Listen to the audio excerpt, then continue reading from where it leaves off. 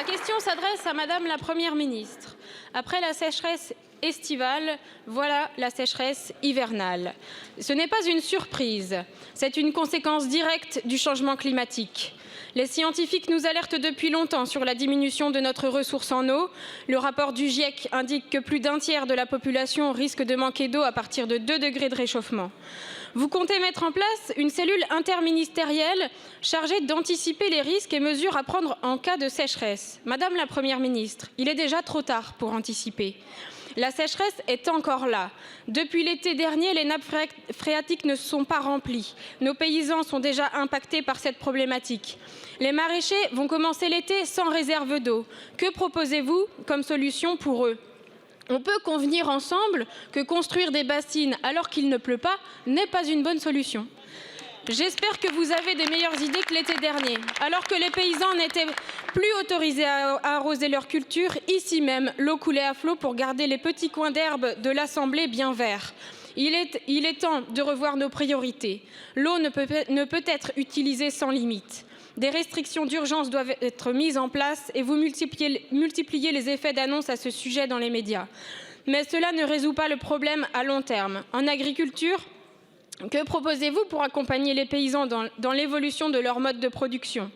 Pour adapter leurs pratiques, notamment en remplaçant le maïs par des plantes non irrigables ? Que proposez-vous pour améliorer le stockage de l'eau dans les sols, au-delà de la seule plantation de haies ? Et plus globalement, que proposez-vous pour remédier à la vétusté des canalisations ? En Guadeloupe, c'est 50% de l'eau qui est perdue à cause de leur vétusté, un tiers dans certaines agglomérations. La sécheresse ne doit pas être pensée seulement en situation de crise, mais dans sa globalité, afin d'aller aux sources du problème. Je vous remercie. Je vous remercie. La parole est à Madame Bérengère Couillard, secrétaire d'État chargée de l'écologie. Merci Madame la Présidente, Mesdames et Messieurs les députés, Madame la députée Ignet. Ces dernières années, la multiplication des sécheresses estivales et parfois même hivernales a démontré, s'il en avait encore besoin, que la question de l'eau et de son partage est un sujet majeur d'adaptation au changement climatique pour notre pays. Nous devons collectivement, État comme collectivités territoriales, mieux anticiper la diminution de la ressource en eau et mieux préparer aussi les sécheresses à venir. C'est tout l'objet du plan eau que la Première ministre présentera dans le courant du mois de mars et qui s'inscrit dans la planification écologique. Nous devons engager une réelle transition en 3 axes. D'abord, la sobriété de nos usages.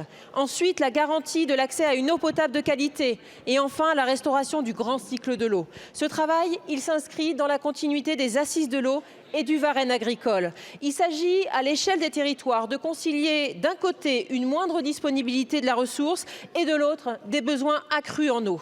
Sur la question des réserves de substitution, il faut apprécier au cas par cas. Sans en faire une solution miracle, ni un tabou, chaque projet qui respectera les critères exigeants que nous fixions pourra être validé. Le stockage hivernal, lorsque les expertises techniques le jugent soutenable pour les milieux, lorsqu'il s'inscrit dans un projet territorial largement concerté, favorable à la transition agro-environnementale et lorsqu'il participe à un meilleur partage de la ressource, il ne doit pas être écarté.